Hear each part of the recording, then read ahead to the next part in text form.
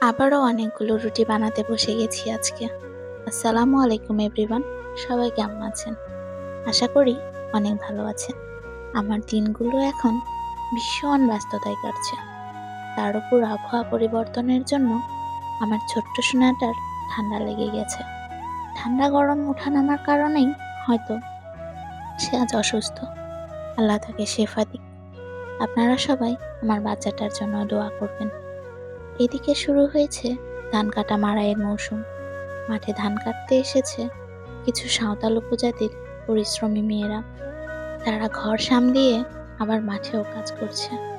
হয়তো সামান্য কিছু উপার্জন করবে, সংসারের উন্নতিতে নিজেরাও হাত লাগাবে। আর তাদের জন্যই এই রুটিগুলো বানাচ্ছি আজকে। তারা দুপুরের খাবারে ভাত খায় না, তাই প্রতিদিন দুপুরে অনেকগুলো করে রুটি বানাতে হয়। আর তাদের জন্য নাস্তা হিসাবে দুপুরে এই রুটিগুলো পাঠাতে হয়। তারা কেমন ঘরের কাজ করে এসে আবার বাইরেও সমান তালেই কাজ করে যাচ্ছে। যদি সম্ভব হতো আমি আপনাদের সে ভিডিও করে দেখতাম।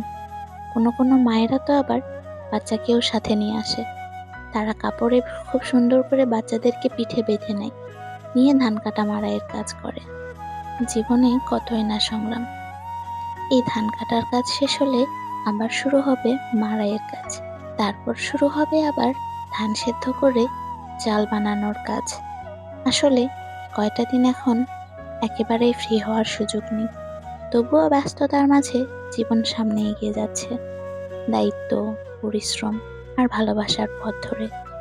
আপনাদের দিনগুলো কেমন যাচ্ছে ভিডিওর নিচে কমেন্ট করে অবশ্যই জানাবেন। দেখুন, আমার রুটিগুলো প্রায় সবগুলোই বানানো কমপ্লিট। আমি কিন্তু খুব একটা ভালো রুটি বানাতে পারি না, হয়তো একটু তেড়া বেঁকা হচ্ছে, আপনারা সেটা ক্ষমার দৃষ্টিতে দেখবেন। রুটিগুলো সব বানানো হয়ে গেলে এখন ভাজার পালা। এপিঠ ওপিঠ উল্টিয়ে খুব সুন্দর করে রুটিগুলো ভেজে নেব। দেখুন, রুটিগুলো কিন্তু খুব সুন্দর ফুলেছে।